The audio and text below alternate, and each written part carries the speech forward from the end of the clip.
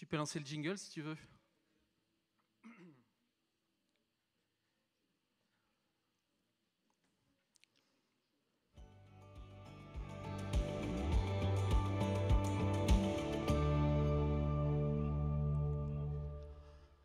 Bonjour à tous, on se retrouve aujourd'hui et on ne veut pas vivre ce temps comme un rituel, une habitude. Venir dans la présence de Dieu, la parole de Dieu nous le dit, c'est quelque chose qui nous renouvelle profondément. Et on ne peut pas se présenter devant Dieu comme par habitude. J'aime beaucoup ces moments où on se retrouve et on va ensemble construire ce temps de culte. Nous avons traversé notre semaine avec ce qui fait notre quotidien.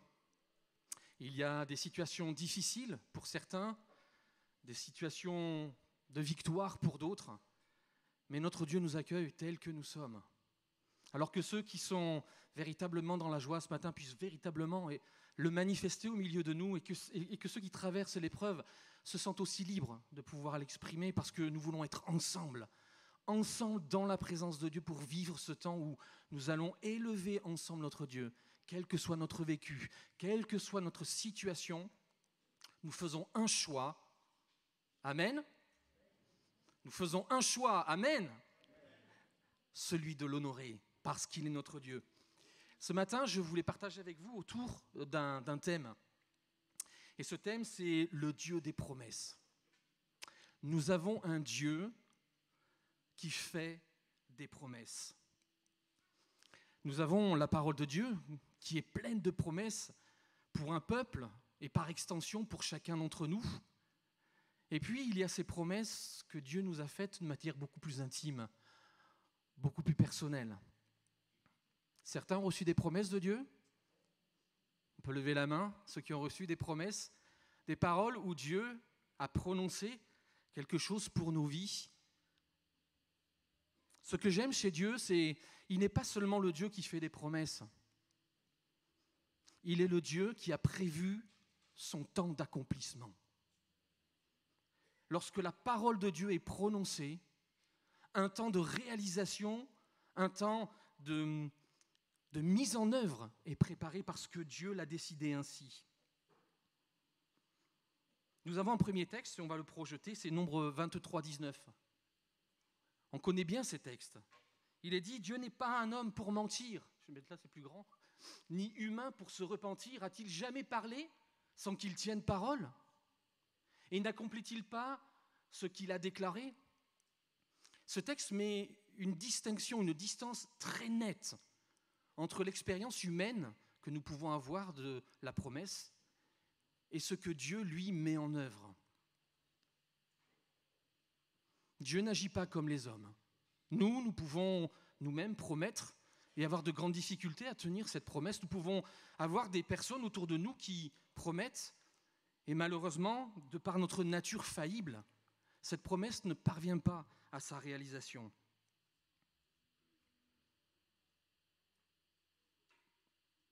Pour autant, Dieu n'est pas un homme.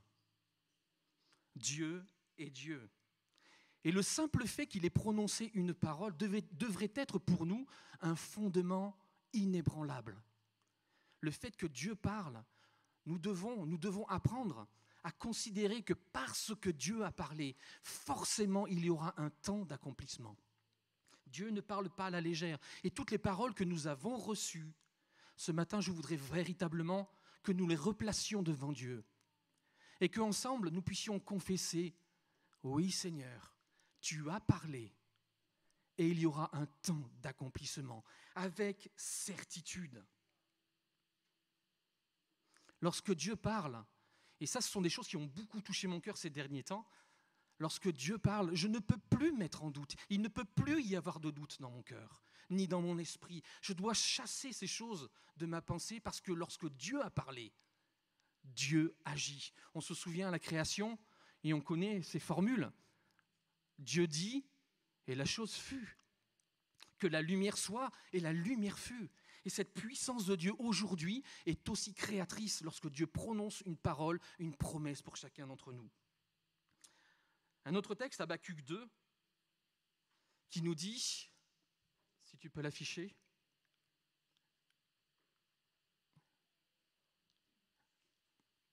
Merci. 2 textes.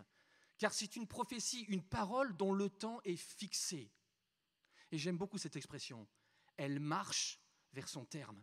C'est-à-dire qu'entre le moment où Dieu parle, à partir plutôt du moment où Dieu parle, quelque chose se met en œuvre. Déjà, l'action est engagée. Elle marche vers son terme, elle ne mentira pas. Et si elle tarde, attends-la. C'est bien la chose la plus difficile pour nous que de l'attendre. Mais cette exhortation est forte. Pourquoi attendre ? Parce qu'elle s'accomplira, elle s'accomplira certainement. Cette période d'attente n'est pas une période de latence, de vide.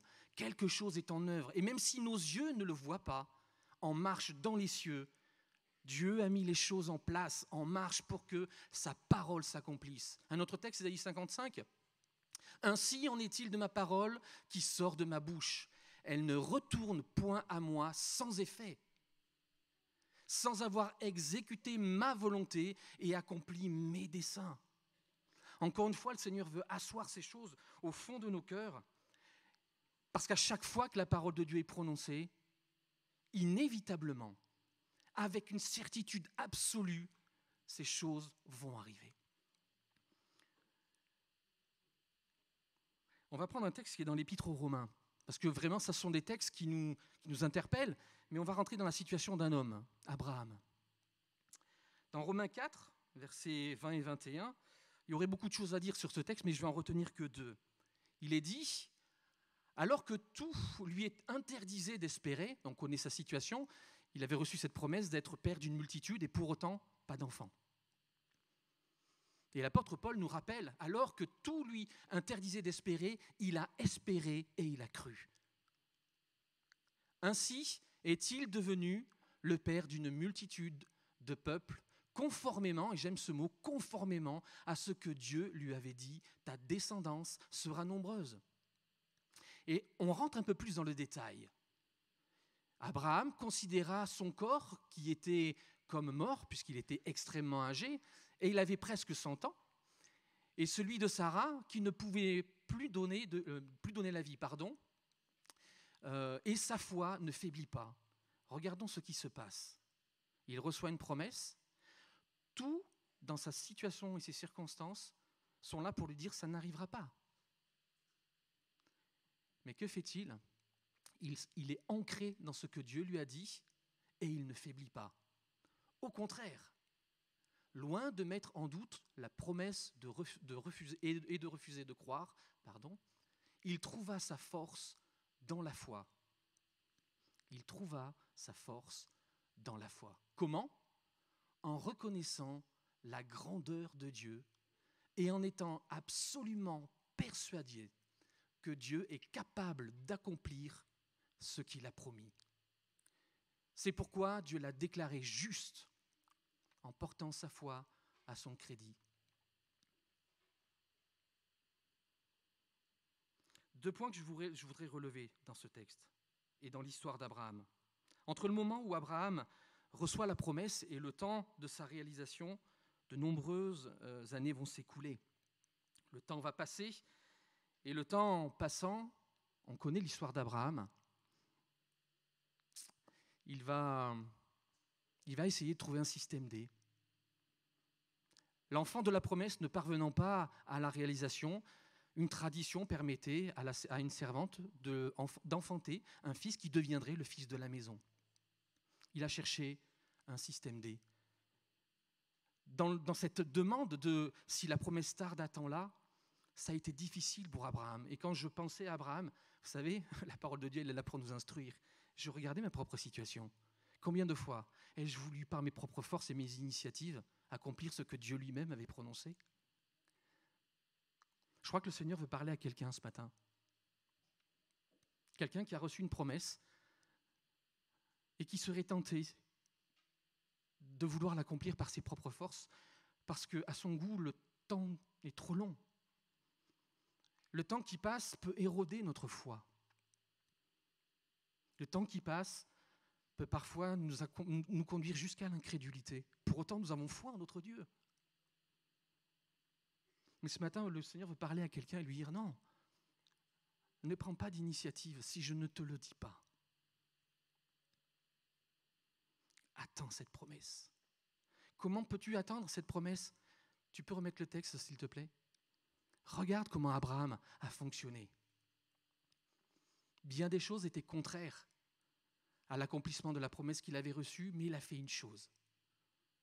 Où a-t-il trouvé ses ressources? En considérant la grandeur de Dieu. Il n'a pas cherché à savoir comment il allait pouvoir réaliser. Non, à un moment donné, après avoir fait cette erreur, il reconsidère le Dieu puissant qui lui a parlé. Et alors, une certitude, les mots sont importants, il était absolument persuadé. Une œuvre de l'Esprit s'est produite à ce moment-là pour lui donner la capacité d'attendre avec patience la réalisation de la parole que Dieu lui avait adressée. Et ce matin, c'est cette exhortation que je voudrais vous partager. Sachons rester attentifs à notre Dieu. Reconnaissons sa grandeur. Et ce que nous vivons dans les temps de culte participe à cela. Ensemble, nous élevons la grandeur de notre Dieu et nous voulons le voir agir dans nos vies. Alors ce matin, je voudrais partager ce texte de Hébreux, ce sera le dernier. Restons fermement attachés à l'espérance que nous reconnaissons comme vraie, sans fléchir. Pourquoi? Car celui qui a fait la promesse est fidèle. Amen. Je vous invite à vous lever, on va prendre ce temps de louange et d'adoration. Et puis, quel que soit l'état de notre cœur, que ce matin, nous puissions véritablement rentrer dans sa présence. Et si nous avons besoin d'être reconnectés à sa puissance et à qui il est, vivons-le dans sa présence et par la puissance de son esprit. Offrons au Seigneur reconnaissance.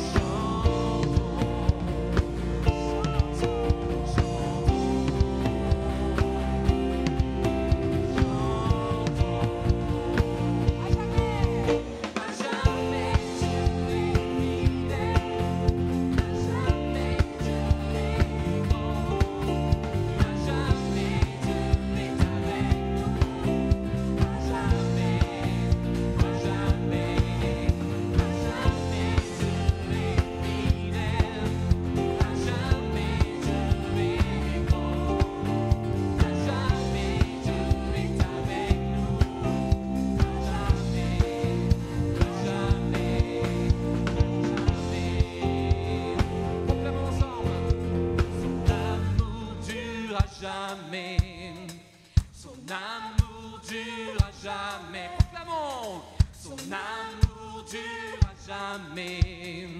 Son amour dure à jamais. Son amour dure à jamais. Son amour dure à jamais. Son amour dure à jamais. Son amour dure à jamais. Chantons, chantons, chantons, chantons.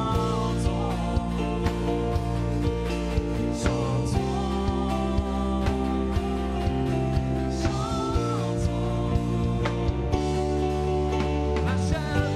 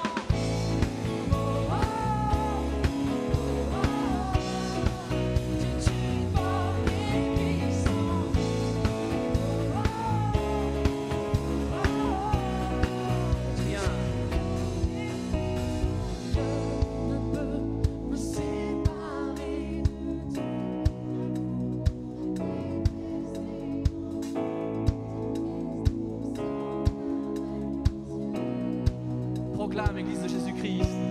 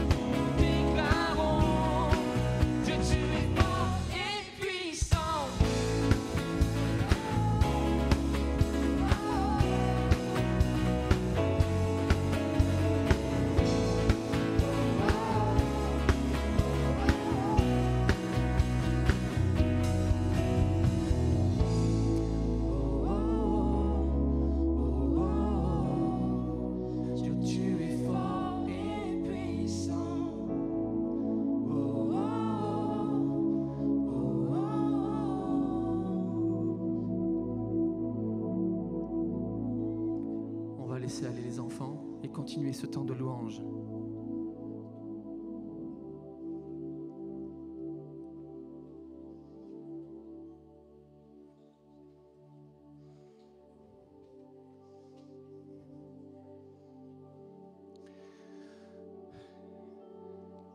On va te remettre les enfants, Seigneur, ce matin, pour que tu parles à leur cœur. Et que dès leur plus jeune âge, Seigneur, s'emprunte une empreinte de ta voix, de ta parole, véritablement soit dans leur vie, leur cœur, leur pensée, leur esprit, qu'ils sachent que tu es véritablement le Dieu qui accomplit ce qu'il dit. Seigneur, que dans leur plus jeune âge, dans les choix qu'ils seront les leurs, ils puissent se souvenir que ta parole est fiable, certaine, un véritable rocher, un fondement pour leur vie. Bénis les équipes ce matin et que ta parole résonne dans leur cœur.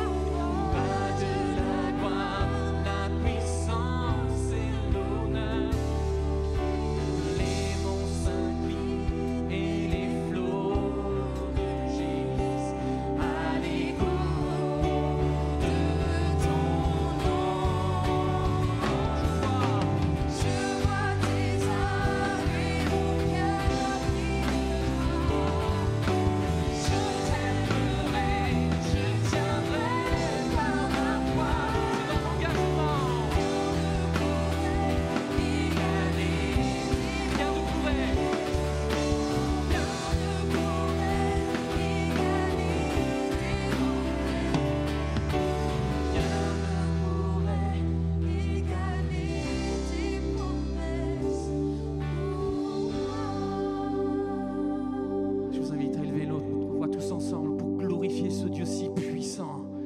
À lui la gloire et l'honneur.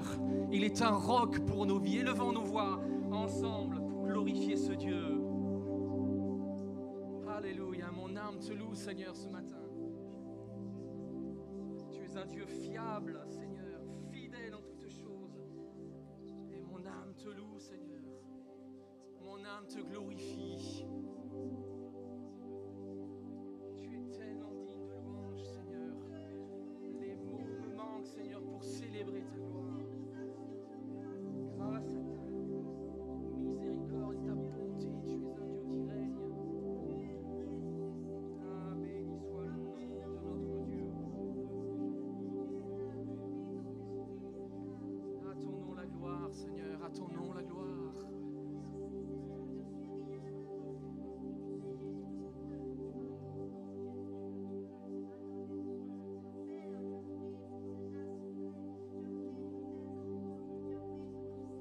Gloire à ton nom éternel.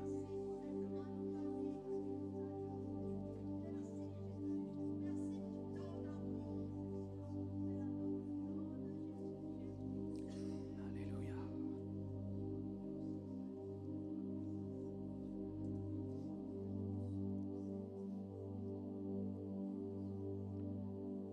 Dieu, tu es grand et digne de louange. Dans la cité de Dieu, la ville au sein, joie de toute la terre.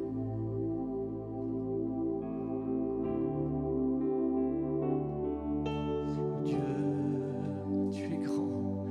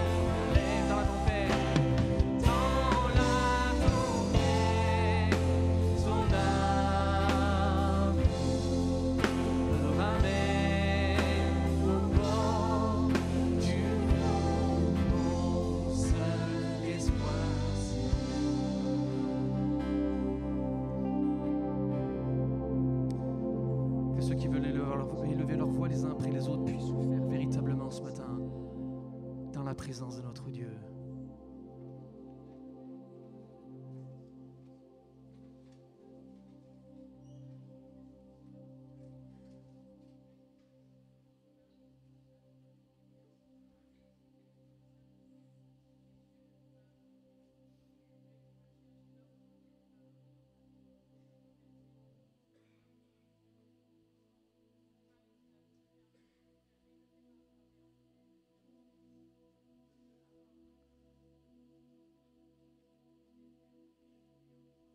Amen.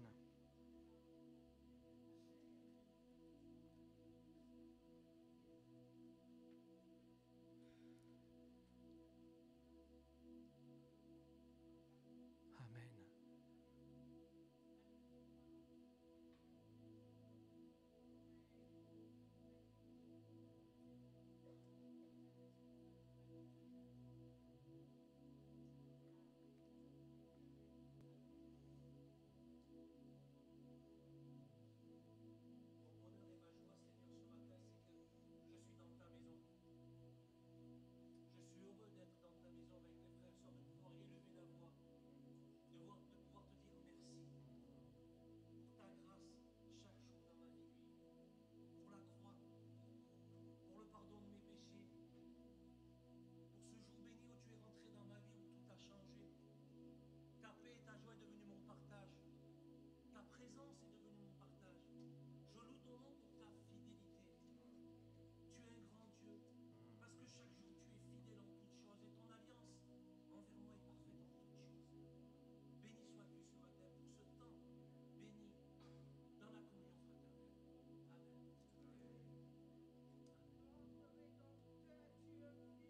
Amen.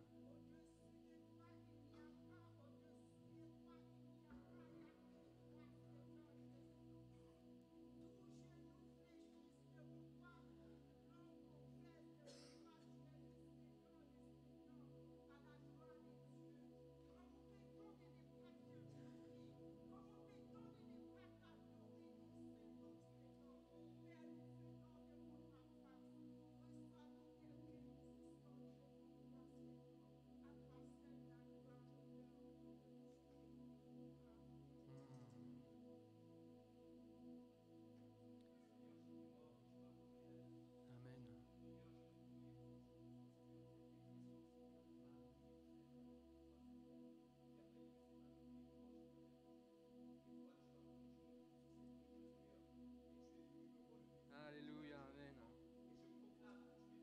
Amen.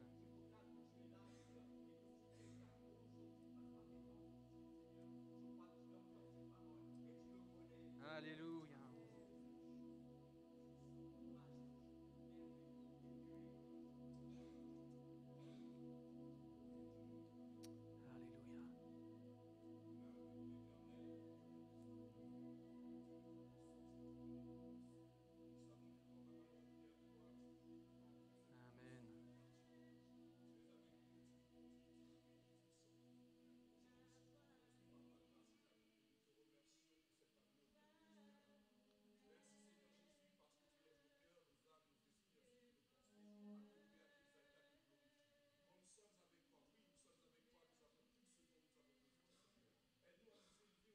Amen.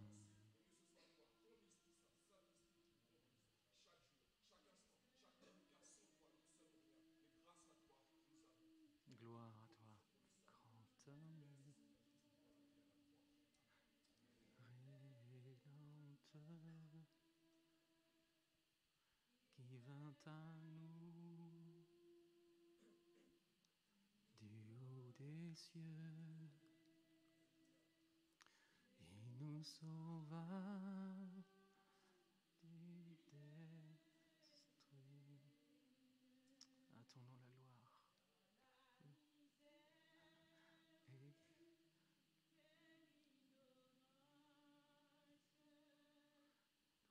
Et débattions sans espoir.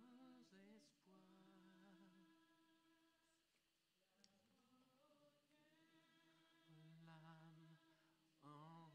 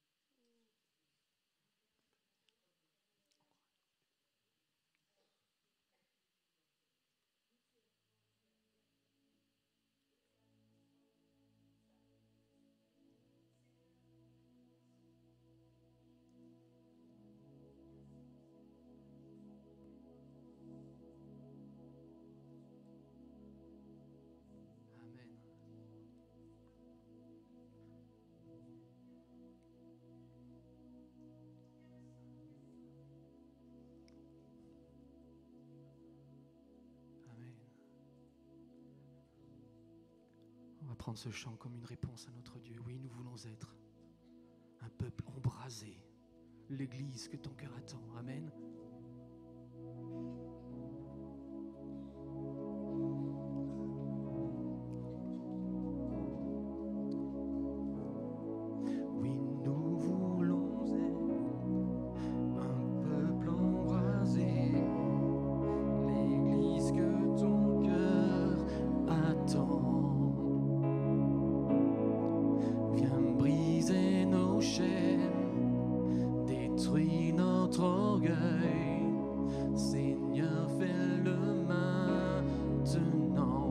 Nos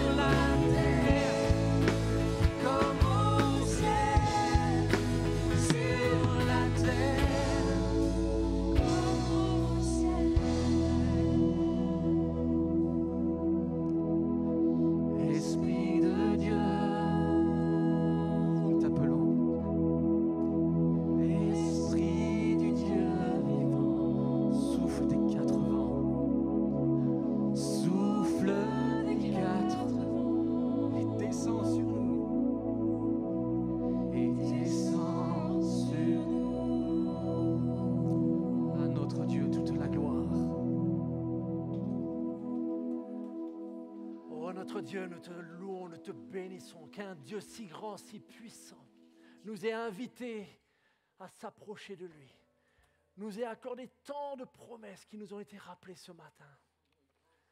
Dieu tout-puissant, nous n'étions pas dignes de ces promesses, mais comme tu l'as dit, tu n'es pas un homme pour mentir. Tu tiens tes promesses et nous te demandons la grâce, Seigneur, d'être nous aussi de plus en plus fidèles dans cette communion, dans cette alliance, dans cette relation avec toi, Seigneur. Nous te bénissons pour ton esprit qui nous aide, nous te bénissons pour ta parole qui nourrit ces promesses, qui les alimente, qui nourrit notre foi chaque jour, Seigneur. Merci parce que combien de fois les promesses de ta parole nous ont redonné l'espoir au fond de la détresse, Seigneur. Nul n'est comme toi. Viens ce matin pour la gloire de ton nom nous parler. Au nom de Jésus-Christ, ton Fils. Amen. Amen. Bonjour à tous. Vous allez bien?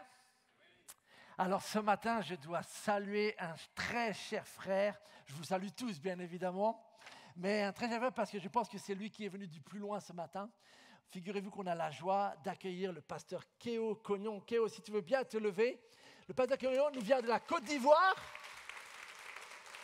Il nous vient plus précisément de Korogo et c'est avec lui que Benjamin et Capé, Pierre et Franceline, pendant des années, ont servi. C'est lui qui a accueilli notre dernière équipe au février de 2020.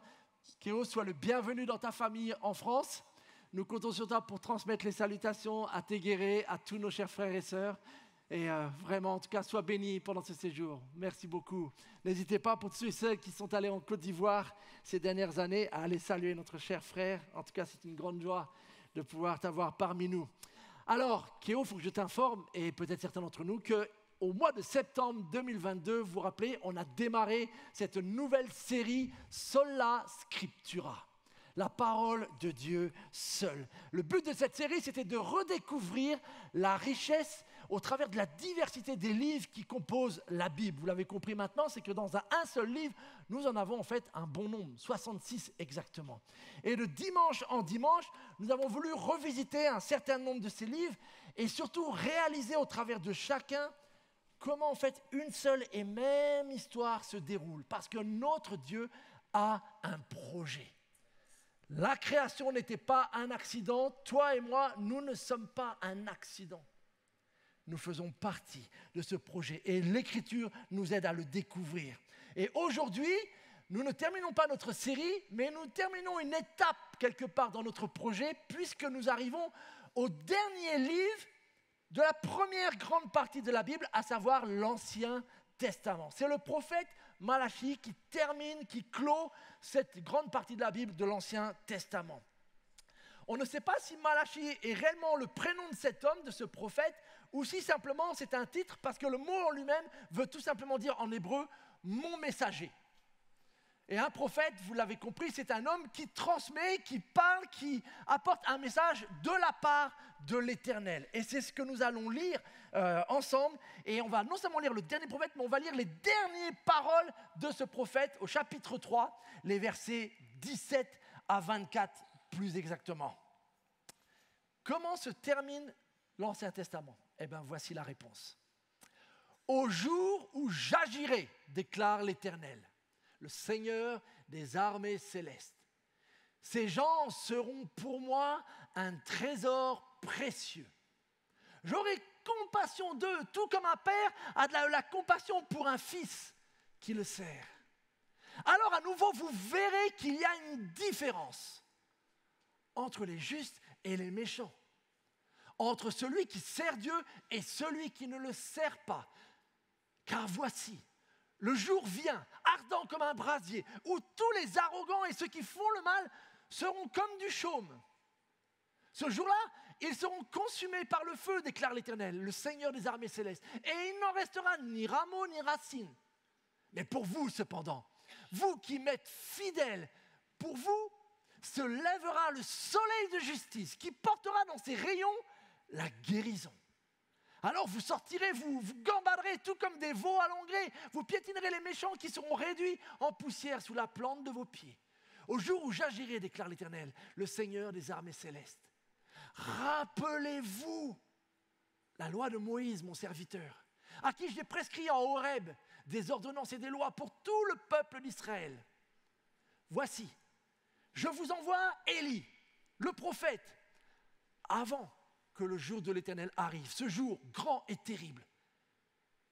Ce prophète, Élie, il tournera le cœur des pères vers leurs fils et des fils vers leurs pères, de peur que je ne vienne pour frapper le pays et me le vouer tout entier. Ainsi se termine la première partie de la Bible et donc le message de ce dernier prophète.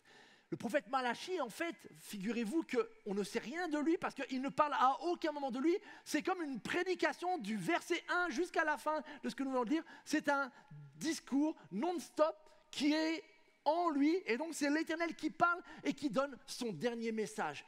Et après ce dernier message, nous aurons quasiment 450 ans de silence avant la naissance d'un certain Jean-Baptiste.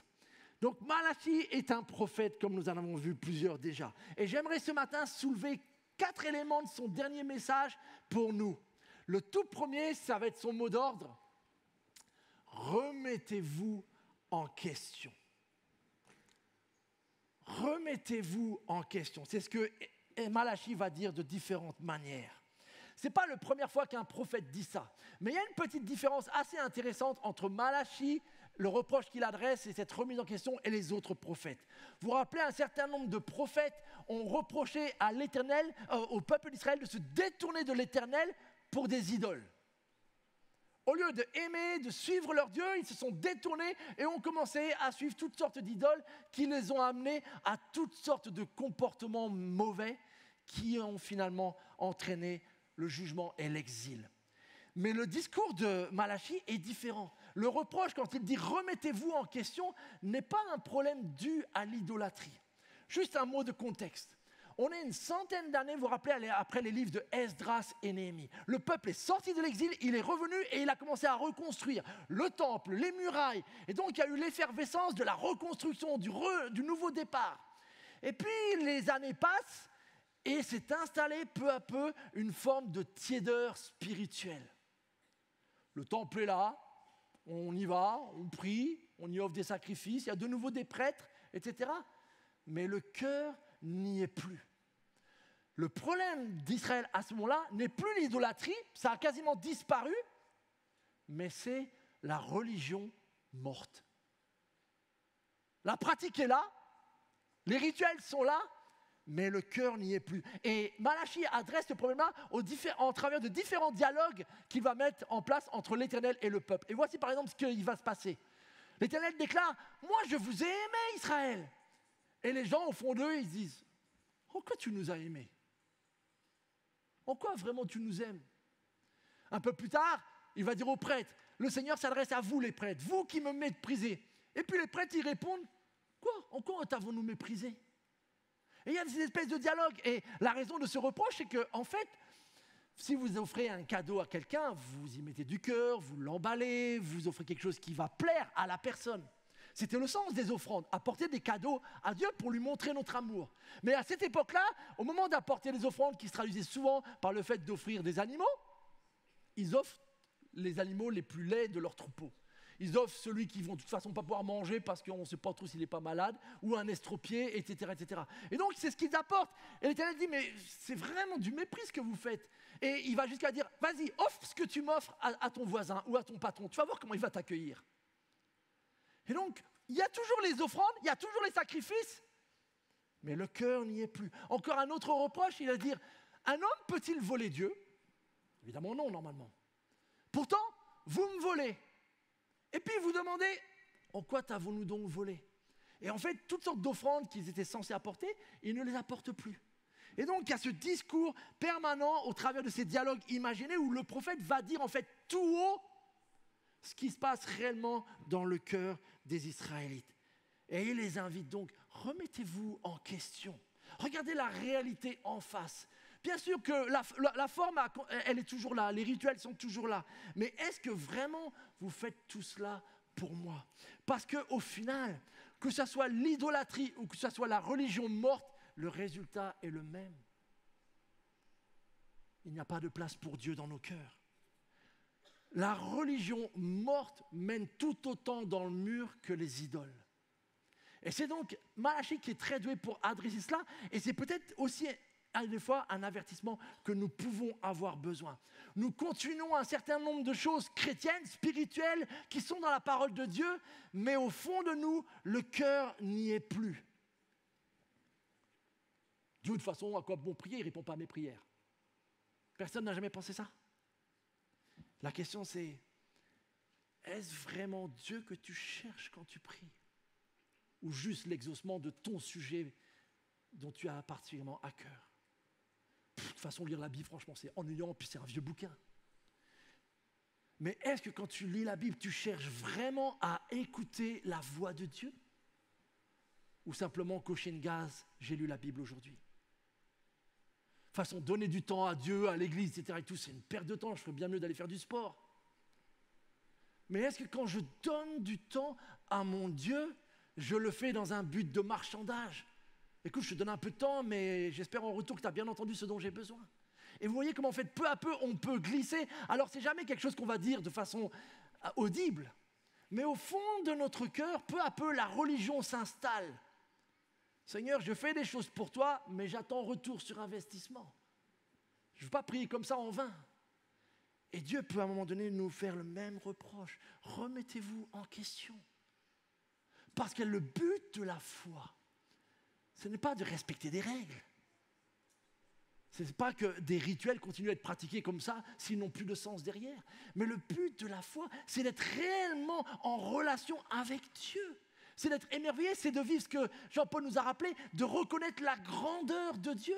C'est cette grandeur, c'est cet émerveillement qui nous amène à tenir dans la vie chrétienne. Ce n'est pas le fait de maintenir des rites qui seraient tout d'un coup vides de sens. Malachie a un message qui peut-être être pour nous ce matin aussi. Remettons-nous en question si nous sommes tombés dans le piège de la religion tiède. Parce que c'est qu'une question de temps avant qu'elle soit une religion morte. Deuxième appel que Malachie va faire. Rappelez-vous. Est-ce que vous vous rappelez dans quel livre de l'Ancien Testament il y a le plus souvent cette expression « rappelez-vous » ou « souvenez-vous » ? Quelqu'un a un souvenir ? Il y a un livre dans l'Ancien Testament où c'est un des refrains qui revient constamment. Bon, ça fait déjà quelques mois qu'on l'a vu. Alors une piste peut-être. Rappelez-vous la loi de Moïse, mon serviteur, à qui j'ai prescrit au mont Horeb des ordonnances et des lois pour tout le peuple. Ce fameux livre, c'est le livre de Deutéronome. Ce livre où justement Moïse, après ses 40 années de errance dans le désert et juste avant l'entrée dans la terre promise, va prendre le temps de rappeler au peuple tout ce qu'ils ont déjà vécu, tout ce que Dieu a accompli et tout ce que Dieu a promis, ces fameuses promesses. Il va les leur rappeler et il va avoir ce refrain sans cesse. Souvenez-vous, souvenez-vous, souvenez-vous, souvenez-vous. Le livre de Deutéronome est vraiment quelque part la colonne vertébrale de la foi du peuple d'Israël parce que c'est dans ce livre qu'il y a tout ce que Dieu a fait pour eux. Et chaque fois qu'il va y avoir des réveils dans l'histoire de ce peuple, ils vont être dus à la redécouverte de ce livre. Au fait que tout d'un coup, enfin, ils se rappellent ce que Dieu a fait pour eux, ce que Dieu a promis qu'il ferait pour eux. Pourquoi est-ce si important de se rappeler, mes amis? Parce qu'un grand nombre de nos épreuves, voire de nos souffrances parfois, découlent du fait que nous sommes devenus amnésiques nous aussi. Nous oublions ces fameuses promesses. Nous oublions ce que Dieu a fait, ce que Dieu nous a dit. Et parce que nous voyons cela de plus en plus loin, cela n'influence plus nos décisions au quotidien. Il y a 2 dates extrêmement importantes dans ma vie. Le 10 juin 1990, c'est le jour où je me suis fait baptiser. Le 17 juillet 1999, c'est le jour où je me suis marié avec Primi. Ces 2 dates sont extrêmement importantes pour moi et j'en ai plusieurs photos un peu partout dans ma maison et dans mon ordinateur parce que ce sont 2 jours importants où j'ai fait alliance. Alliance avec mon Dieu, lorsque j'ai répondu à son amour, et alliance avec mon épouse devant Dieu pour témoin. Et bien sûr, les membres de la famille, etc. Mais ces 2 jours-là sont importants. Pourquoi ? Parce que vous imaginez bien que depuis le 10 juin 1990, dans ma foi, il y a eu des hauts et des bas. Il y a eu des moments où je n'ai pas beaucoup senti la présence de Dieu. Et je vous mentirai si depuis ces 23 ans où j'ai la joie d'être marié avec Primi, il n'y a pas eu des hauts et des bas dans la communication, dans le dialogue, dans le fait de s'entendre sur les projets et dans nos caractères et surtout dans nos différences de culture. Mais je n'oublie jamais que j'ai fait alliance avec mon Seigneur, avec mon épouse, devant le Seigneur par témoin. Et pourquoi est-ce si important de se rappeler cela? Parce que si j'oublie ces 2 dates, si j'oublie ces 2 moments d'alliance, c'est qu'une question de temps avant que les problèmes qui sont juste devant moi, éventuellement, me rendent amnésique sur ce pourtant 2 des plus beaux jours de ma vie. Pourquoi je dis cela? Parce que c'est exactement ce que va faire Malachie en leur rappelant quelque chose. Le peuple est de plus en plus infidèle envers Dieu. Mais ce n'est pas juste simplement envers Dieu qu'ils sont infidèles. Et voici le reproche de Malachie. L'Éternel ne fait plus aucun cas de toutes vos offrandes et il n'accepte plus de recevoir ce que vous lui présentez. Et vous demandez, au fait, pourquoi quand je prie, rien ne se passe? Pourquoi quand je donne, je n'ai même pas une bénédiction en retour? Voici la réponse. Parce que l'Éternel a été le témoin entre chacun de vous et la femme que vous avez épousée lorsque vous étiez jeune et que vous avez trahi. Et juste après, il enchaîne sur le divorce.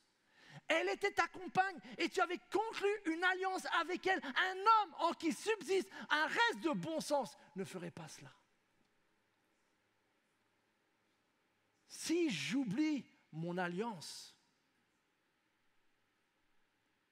via le baptême, alors forcément, à un moment donné, je vivrai des épreuves dans ma foi qui peut-être l'anéantiront. Ce n'est pas parce que Dieu n'a pas été fidèle à son alliance. C'est parce que j'oublie que j'ai fait alliance. C'est parce que j'oublie qu'il est fidèle dans ses promesses. Et que dans ces moments où il fait sombre, où je ne vois rien, la seule chose que j'ai à faire, c'est garder ma main dans la sienne et dire, Seigneur, conduis-moi jusqu'à la sortie du tunnel. C'est tout ce que je te demande.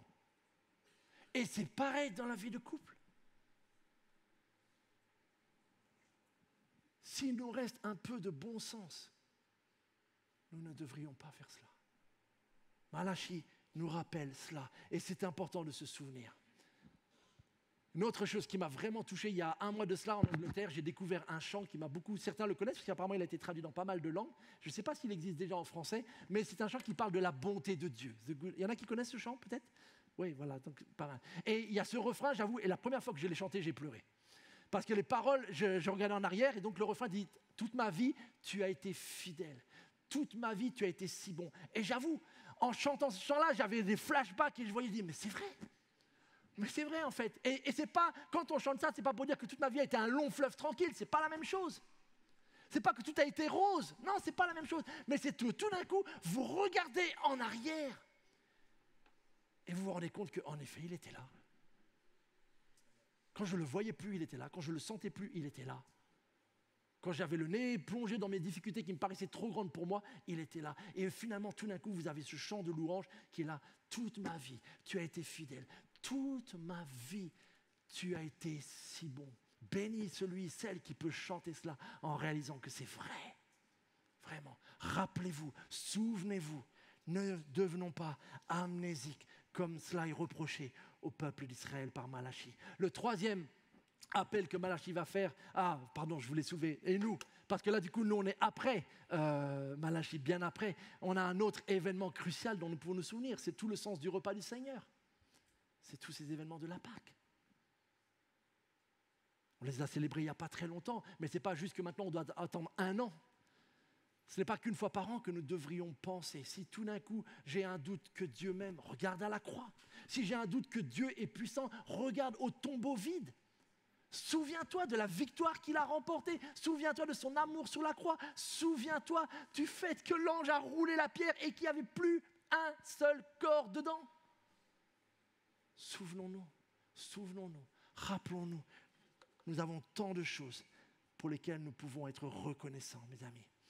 Ce troisième appel, donc, c'est regarder vers l'avenir. Rappelez-vous, et donc pour le peuple d'Israël, c'était revenir à l'Exode, leur délivrance de l'Égypte, leur sortie de l'esclavage et cette entrée dans la terre promise. Pour nous, c'est Pâques, mais maintenant devant, qu'est-ce qu'il y a? Voici ce qu'il va dire au peuple. Voici, je vous envoie Élie le prophète. Donc ça, c'est à venir pour eux, à cette époque-là. Avant que le jour de l'Éternel arrive, ce jour grand et terrible. Ce jour de l'Éternel, c'est une expression que les prophètes affectionnent énormément et que beaucoup d'entre eux vont utiliser. C'est un jour qui est à la fois grand et terrible. Pourquoi ? Parce que c'est à la fois un jour de jugement, de bilan, d'évaluation et en même temps un jour de restauration, de salut. Et donc c'est un jour qui va avoir les deux. Mais avant que ce jour n'arrive, Malachie, de la part d'Éternel, leur dit « quelqu'un va venir ». Ce quelqu'un, en fait, c'est comme le prophète Élie qui va venir.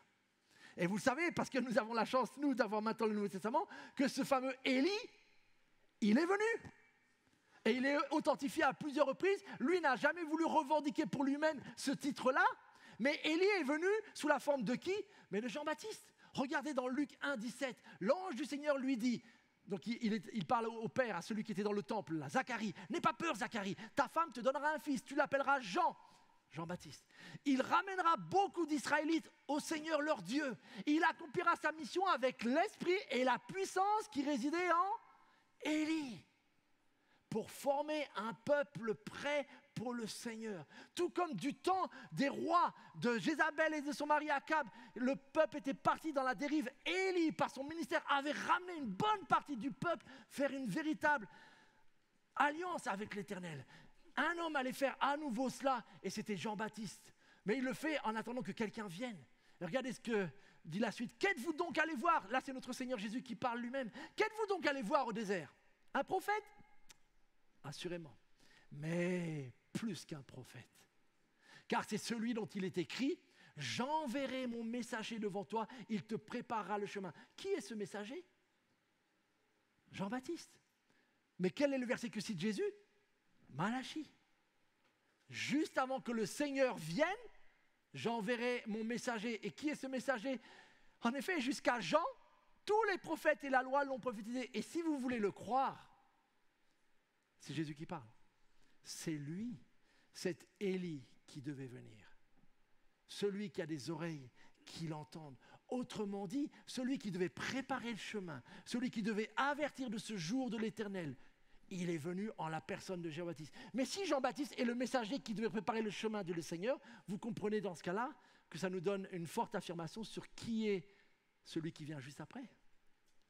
Jésus-Christ, le Seigneur. C'est lui, ce Dieu incarné qui devait venir. C'est lui, celui qui devait accomplir les promesses et qui allait accomplir. Du coup, il nous reste la question, c'est qu'il devait venir avant le jour de l'Éternel. Et donc la question pour nous, c'est est-ce que ce jour de l'Éternel est venu ou pas ? Pas encore. Pas encore. Mais avec la première venue de Jésus, quelque chose de radical a changé. C'est que Jésus a rendu possible à chaque homme, à chaque femme, d'être prêt pour ce jour. Par ce qu'il va accomplir à la croix, par ce jugement qu'il va prendre sur lui, par ces péchés, nos péchés qu'il va porter, Jésus va permettre à quiconque place sa confiance en lui d'être prêt pour ce jour. Et ce jour grand et terrible, en effet, pour celui qui persiste dans la voie du mal, ne devient plus un jour grand et terrible, mais un jour de joie, un jour de salut, un jour de guérison, un jour de restauration, parce qu'il est prêt pour ce jour. Il est prêt grâce à qui ? Il est prêt grâce au Seigneur. Il est prêt grâce à Jésus-Christ qui nous a préparés. Mes amis, nous devons bien entendre cet aspect-là du prophète parce que c'est peut-être la partie que nous aimons le moins entendre de nos jours. Mais Dieu a toujours affirmé, depuis la Genèse jusqu'à l'Apocalypse, qu'il y aurait un juste retour de mes actes. Et que si je persévère dans la voie qui consiste à renier Dieu, à rejeter Dieu, à s'opposer à lui, un jour, je recevrai les conséquences de mes décisions. C'est un fait qui traverse toute l'Écriture. Nous aimerions l'effacer, nous aimerions l'arracher, nous aimerions ne pas en parler, mais ce serait mentir. Tous les prophètes en ont parlé. Il y aura un jour de juste jugement. Il y aura un jour où le juste juge, le même qui a donné sa vie pour toi et moi, nous demandera compte. Et ce jour de l'Éternel qui est à venir, en effet, il est grand et terrible parce qu'on se rend bien compte que si on n'est pas prêt, ce jour marquera en fait pas simplement le jugement, mais la condamnation, le rejet de la présence de Dieu. Et c'est un jour dans ce sens-là qui sera terrible. Et c'est pour ça que Malachie évoque le fait que, à nouveau, lors de ce jour, vous verrez qu'il y a une différence. Aujourd'hui, parfois, on ne voit pas trop de différence. Des personnes qui peut-être font des choses qui plaisent à Dieu vivent des difficultés, des épreuves, ne voient absolument pas le retour quelque part ou les résultats de ce pourtant de leur persévérance. Inversement, nous savons qu'il y a des personnes qui peuvent nager dans la méchanceté, nager dans la convoitise, nager dans toutes sortes de formes de corruption ou d'injustice, et apparemment tout va bien pour eux, ils sont en bonne santé, etc., etc. C'est vrai, à l'heure d'aujourd'hui, nous ne voyons pas la différence, mais un jour vient où nous verrons la différence. En fait, quand il dit, vous verrez, vous recommencerez à voir qu'il y a une différence. Au jour d'aujourd'hui, peut-être tu ne le vois pas, peut-être tu essaies de plaire à Dieu et tu as le sentiment qu'en fait c'est encore pire qu'avant.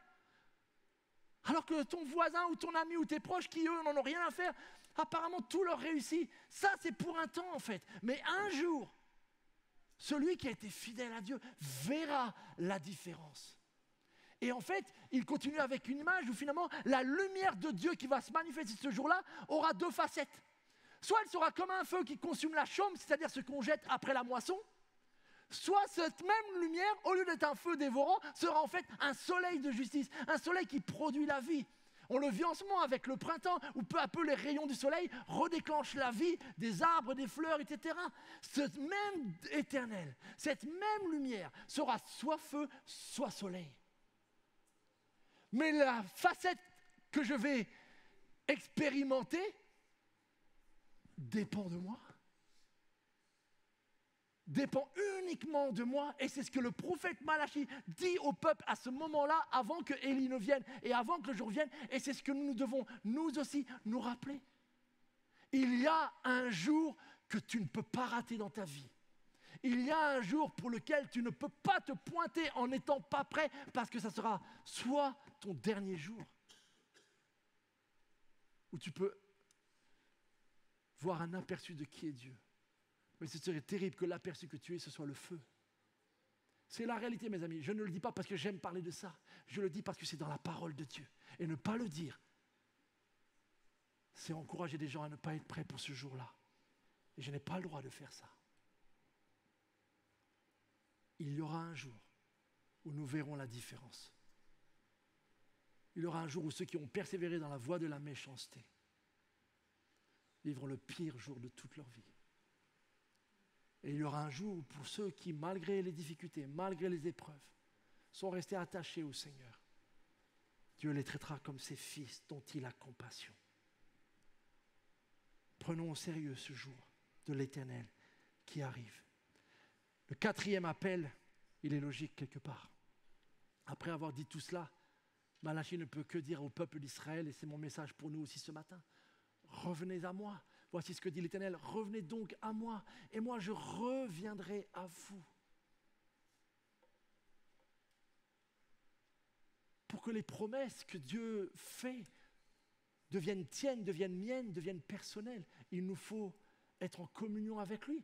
Je ne peux pas prendre les promesses de Dieu et vivre ma propre vie. Ce serait tordre le sens de ces promesses. Ces promesses, elles sont toujours liées à une alliance, à une communion avec lui.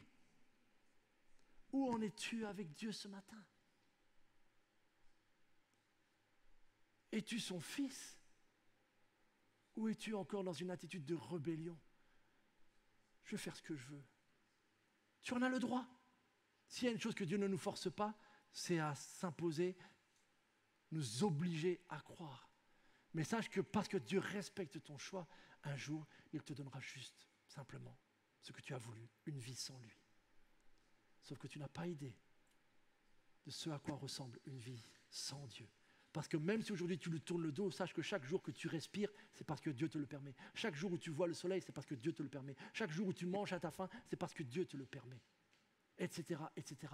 Donc tu vois en fait, c'est que tu as déjà accumulé des trésors de bonté, des trésors de grâce que tu n'as absolument pas mérité, ni toi ni moi. Et un jour Dieu te dira, mais j'ai fait tout ça pour toi. Et je suis allé jusqu'à la croix pour toi. Et malgré cela, tu n'es jamais revenu à moi. Mes chers amis, c'est par cet appel solennel que se termine notre Ancien Testament. Suis-je un fils ou suis-je un rebelle? Suis-je une fille de Dieu ou une rebelle à ce Dieu qui pourtant m'a créé, m'a aimé? Vous voyez combien là, il n'y a pas de neutralité. Et je voudrais terminer avec une chose. J'ai entendu un jour cette histoire d'un chrétien qui était dans le train et qui lisait sa Bible. Et un homme s'est assis en face de lui et puis il l'observait pour essayer de voir quel livre il lisait. Et quand il a compris que la personne en face était en train de lire la Bible, il a commencé à l'interroger, entrant en discussion. Il dit « Vous êtes chrétien ?»« Oui, oui, oui. Vous lisez encore ce livre aujourd'hui ?»« Ben oui, c'est la parole de Dieu et ça me nourrit, ça me parle, etc. » Et donc le non-chrétien a commencé à l'attaquer, à démolir un peu la Bible. Et puis, mais qu'est-ce que vous lisez vraiment? Il dit, mais parce qu'à chaque fois, ça me parle de Dieu, ça m'aide à mieux connaître Jésus-Christ, parce qu'en fait, chaque partie de la Bible me parle de lui, me parle de Jésus. Et donc, l'autre dit, vraiment, chaque page vous parle de Dieu? Il dit, oui, je vous assure. Il dit, donnez-moi votre Bible. Et là, le païen, il commence à feuilleter un peu la Bible, et puis il décide de s'arrêter ici. Juste à la transition, donc juste après Malachie, au début du Testament. Et puis là, il dit, tiens, la page blanche là, en quoi est-ce qu'elle vous parle de Jésus-Christ? Et le chrétien était tellement heureux. Il dit, vous rigolez? C'est celle qui parle le plus clairement de toutes, en fait. Qu'est-ce que vous voulez dire? Parce que voyez-vous, on a tous mené une vie où on a écrit notre propre histoire à notre manière. Bien qu'on ait été créé par Dieu, comme le peuple d'Israël, on a mené notre vie à notre guise, en suivant nos désirs, nos envies, nos passions, etc. Et on écrit, et cette partie-là, elle peut être plus ou moins longue. Jusqu'à ce qu'un jour, on rencontre la personne de Jésus-Christ, qu'on comprenne ce qu'il a fait pour nous et par amour pour nous. Et à ce moment-là, en fait, Dieu nous offre une page blanche et on commence une nouvelle vie. Une nouvelle histoire. Un nouveau testament. Parce que basé sur une nouvelle alliance, pour une nouvelle vie. Ce n'est pas que nous sommes devenus parfaits de l'un à l'autre. Du tout. Aucun de nous n'est devenu parfait parce qu'il se serait fait baptiser. Mais en Jésus-Christ, son salut nous rend justes aux yeux du Père. Et parce que nous grandissons, nous écrivons avec lui une toute nouvelle histoire. C'est toujours le Manu de avant le baptême. Mais c'est un Manu en qui maintenant l'Esprit de Dieu me permet d'écrire une nouvelle histoire avec ce Dieu. Alors la question, alors que l'on termine l'Ancien Testament, elle est toute simple. Dans quelle partie de la Bible es-tu encore en train d'écrire? Es-tu encore en train d'écrire ton ancienne vie et d'y ajouter des pages et des chapitres? Si c'est le cas, ma prière pour chacune d'entre nous, c'est que tu puisses réaliser que Dieu, au travers de son Fils, t'offre la grâce de démarrer dès maintenant, dès aujourd'hui, une nouvelle vie. Pas à cause de ce que tu as fait, mais à cause de ce qu'il a fait. Et que peut-être il est temps de terminer ce chapitre, de tourner, de mettre une page blanche et de dire au Seigneur Jésus-Christ, à partir de maintenant, je veux écrire avec toi dans ma vie. Aide-moi, viens par ta grâce, je veux écrire une nouvelle histoire de ma vie. Telle est la puissance de la parole de Dieu et de l'Esprit. Et c'est ma prière pour que chacun d'entre nous, nous ayons cette joie d'écrire avec Dieu. Grâce à Jésus-Christ. Nous en terminons là pour l'Ancien Testament et de nouveaux trésors nous attendent dès dimanche prochain. On va prier.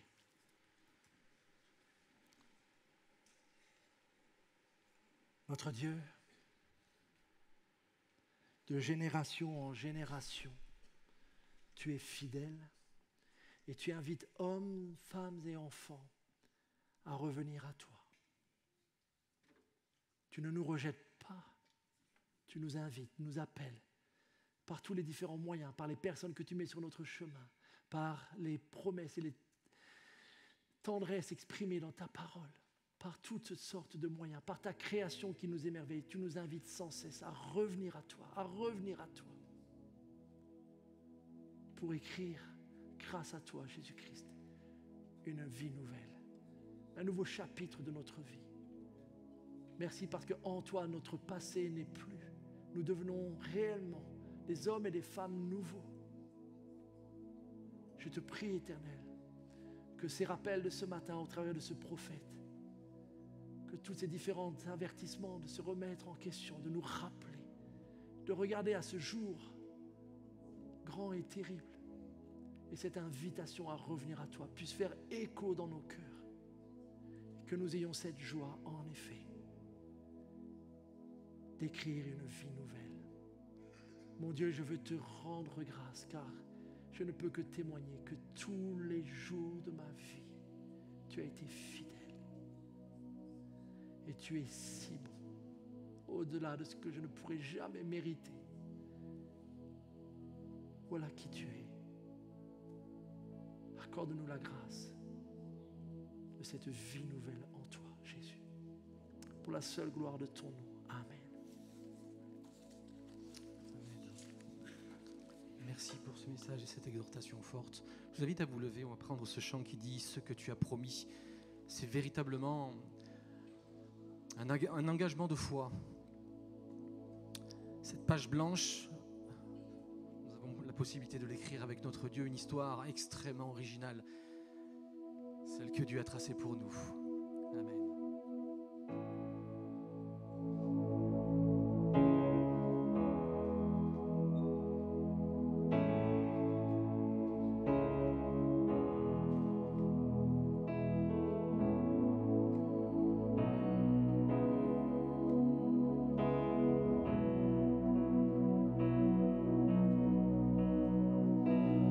Les ténèbres devant moi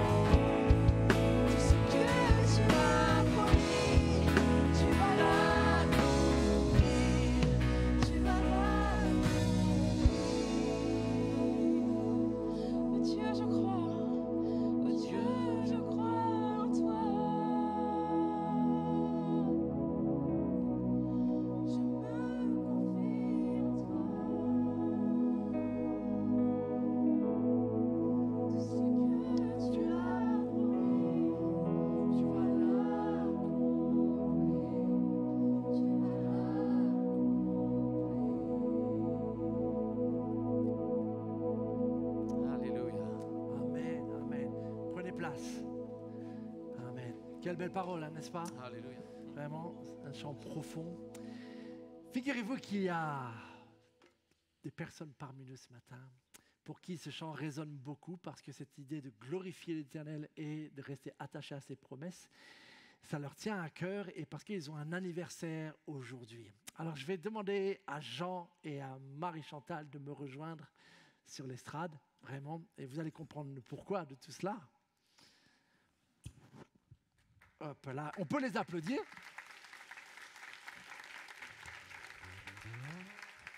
Venez. Ah, ok.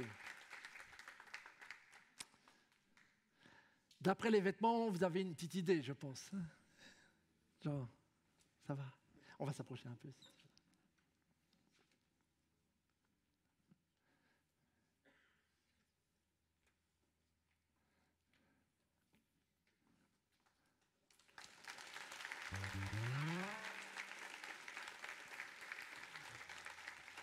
Ça va, Marie-Chantal? Alors Jean, est-ce que tu peux me dire quel jour on est aujourd'hui? Aujourd'hui, on est 23 avril 2023. Et en quoi ce jour est un jour d'anniversaire, du coup? Ça, c'est un grand jour, comme tu l'as dit dans ton message. Et ça fait 25 ans, j'ai dit oui à ma femme. Elle m'a dit oui aussi. Mais 25 ans. Alors, je me sens fier de la redire à nouveau. Je ne sais pas si tout le monde a, c'est votre cas, mais notre cas, c'est de redire, de revivre l'amour. Et je vais redire ça aujourd'hui encore. Amen. Voilà, donc, vous l'avez compris. Aujourd'hui, donc, c'est pile poil le jour des 25 ans d'anniversaire de mariage donc, de Jean et Marie-Chantal. Et quand ils m'ont partagé ça il y a quelques mois de cela, ils avaient à cœur de pouvoir avoir ce temps juste de renouvellement de l'alliance et qu'on puisse à nouveau prier pour eux, les bénir pour les 25 prochaines années qui arrivent. C'est ça, hein? Exactement. Voilà. Et si je me trompe, il y a des alliances que vous vouliez. Voilà. Donc, c'est l'échange des. Voilà, c'est la petite.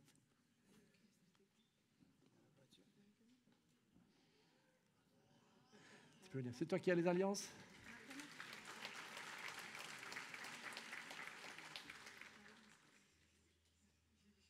Vous n'avez pas? Ah, on va prier parce que là. Ok, on va prier, on va chanter un chant de bénédiction. Alors, je vais prendre vos mains. Ce micro-là. Vraiment. Voilà. Vous pouvez vous lever avec moi et puis peut-être en signe de bénédiction, on peut simplement diriger nos mains aussi vers nos, j'allais dire 2 jeunes mariés, mais nos chers frères et sœurs. Notre Dieu, notre Père, nous te bénissons pour ce jour d'anniversaire, pour ces 25 années que Jean et Marie-Chantal ont vécu ensemble, côte à côte, dans ces hauts et ces bas de cette alliance. Et nous te bénissons de les avoir gardés. Nous te bénissons de les avoir encouragés, renouvelés. Et nous te bénissons pour cette occasion aujourd'hui éternelle de pouvoir renouveler ces vœux, Seigneur. Tu es là, ils sont déjà mariés, mais nous voulons te demander dans ta grâce de renouveler ta bonté sur eux, de renouveler ta protection sur eux, de renouveler ta grâce sur eux, sur leurs enfants, Seigneur. Et que tu puisses continuer à les faire grandir dans cette alliance, dans cet amour, dans cet engagement mutuel, à s'aimer, à se pardonner, à communiquer, à se protéger, à prendre soin l'un de l'autre éternel. Nous te demandons vraiment cette grâce et cette bénédiction, Seigneur, de ta part pour notre cher frère et notre chère sœur. Nous la demandons dans le nom de ton Fils Jésus-Christ en qui nous avons tout. Amen. Amen. On va rechanter le chant, le dernier strophe du chant en Dieu. Si les alliances arrivent entre-temps, on pourra... Ah, voilà les alliances. Allez l'équipe, dépêche-toi. On va... Viens.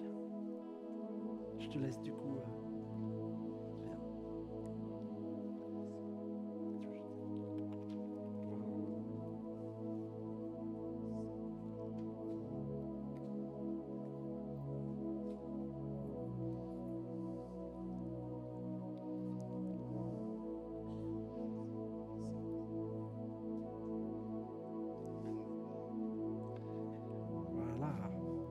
C'est ce symbole de l'éternité, de l'alliance qui est scellée.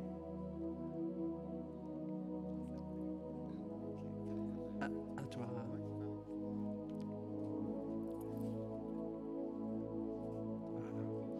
Voilà, que le Seigneur renouvelle sa grâce et son amour. Vous pouvez. Voilà, voilà. Félicitations, vraiment, et que le Seigneur vous bénisse. Félicitations, Marc. Félicitations. Je crois en toi. Je me confie en toi. Car tu as promis aussi pour ses amis. Tout ce que tu as promis, tu vas l'accomplir. Tu vas l'accomplir. Oh Dieu, je crois. Oh Dieu, je crois en toi. Je me confie en toi. Tout ce que tu as promis, tu vas l'accomplir. Tu vas l'accomplir. Oh Dieu, je crois. Oh Dieu, je crois en toi. Je me confie en toi. Tout ce que tu as promis, tu vas l'accomplir. Tu vas l'accomplir.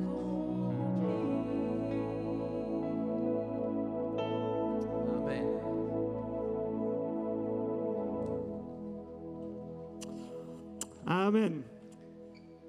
Quel bel événement, hein, n'est-ce pas? Moi, j'ai du taf, hein, parce que je suis à 14 ans, moi, encore. Donc, j'ai encore du boulot devant moi. Hein.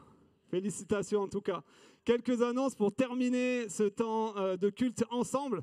La première chose, c'est qu'après le culte, directement, on va avoir ce qu'on appelle des repas entre amis. Donc, je vous rappelle le concept. On a même quelque chose à manger que vous pouvez soit acheter, soit quelque chose que vous avez préparé et on le partage tous ensemble. L'idée, c'est de se connaître mieux, de passer du temps de qualité ensemble entre frères et sœurs pour approfondir nos relations.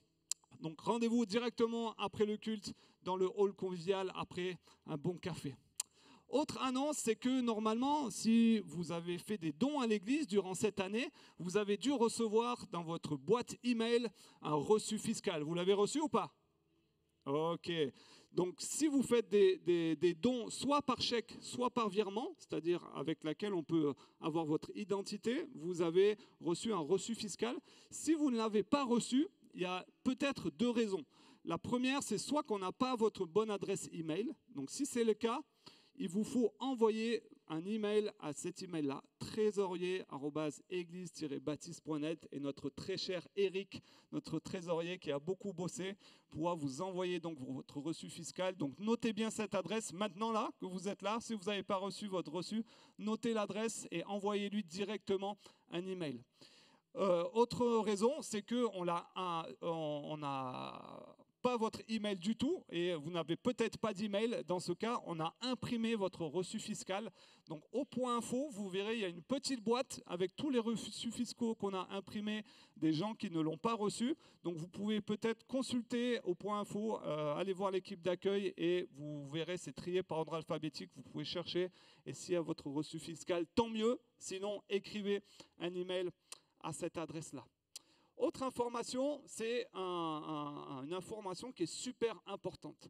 Et je voudrais vous raconter une mini-histoire très rapide. J'ai un de mes tontons, un jour, il est parti en vacances, il est chrétien, et il s'est garé sur un trottoir un peu bancal, il n'était pas vraiment légalement stationné. Et par contre, sur sa voiture, il avait un gros autocollant derrière où il y avait écrit « Lisez la Bible ».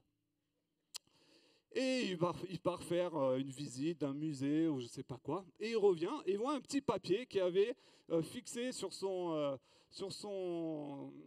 essuie-glace. Il ouvre le papier et dessus il y avait écrit « Avant de lire la Bible, lisez plutôt le code de la route ». C'est rigolo, hein? Ça vous fait rire. Je dois vous dire que ces derniers temps, on a beaucoup de plaintes de tous nos voisins à cause du stationnement de notre église. Et j'aimerais vraiment vous sensibiliser. On le fait très souvent, on le refait. Mais ok, on va le faire chaque année. J'aimerais vous sensibiliser vraiment à vous garer légalement dans le quartier. Nous sommes un témoignage. nous lisons la Bible, nous sommes des chrétiens, il faut que nous ayons un témoignage aussi auprès de nos voisins. Dans la façon dont nous stationnons, on met tout en place, on a des équipes, des plots, des planes, des panneaux, des talkie-walkie, on a tout ce qu'il faut. Donc vraiment, faites un effort, s'il vous plaît, pour que nous soyons en témoignage localement. On a imprimé des plans que vous pouvez avoir au point info qui notent tous les parkings qu'il y a autour et toutes les façons dont on peut se stationner autour de l'église. Donc si vous ne savez pas, prenez un plan, il y en a au point info et vous pourrez vous stationner correctement. Soyons un témoignage aussi dans notre attitude. Okay, avec nos équipes, mais aussi avec les voisins, avec les gens qui sont autour, parce que nous voulons être aussi une bénédiction pour les gens qui sont là autour de nous. Ça marche? On relève le défi ensemble? Ok, et je referai l'annonce dans 3 mois, vous inquiétez pas. Autre annonce, et ce sera la dernière, c'est que on aimerait vous partager un événement qui avait eu lieu dans notre église qui s'appelait le D6, qui fait référence au texte de Deutéronome 6, où il est question de transmission de la foi de génération en génération. Et c'est une conférence qui avait eu lieu ici, il me semble que c'était en 2020, si je ne me trompe pas, ou 2019, peu importe, mais elle va avoir lieu encore une fois, mais pas dans notre église cette fois, mais pas très loin, à Créteil, dans l'église MLK, du 30 juin au 1er juillet. Et vous savez qu'une des grandes valeurs de notre église, c'est la famille. Donc on aimerait vraiment vous encourager à participer. Il y a des ateliers, il y a des orateurs, il y a des temps de louange. Et le super point, c'est qu'on peut y participer en famille aussi. Donc vous pouvez y aller avec vos enfants. Et si vous voulez toutes les infos, il vous suffit juste de taper Conférence D6 sur Google et vous allez tomber sur le site avec toutes les infos. Donc on vous invite vraiment, vraiment à participer. C'était tout pour moi pour les annonces. On vous souhaite un excellent dimanche ensemble. On se retrouve à la cafette après le culte. N'oubliez pas de déposer vos offrandes dans les urnes qui sont sur les côtés ou en ligne. Pour ceux qui nous regardent, vous pouvez le faire par virement ou carte bancaire. On était super contents de passer ce temps-là avec vous et on vous souhaite un bon dimanche.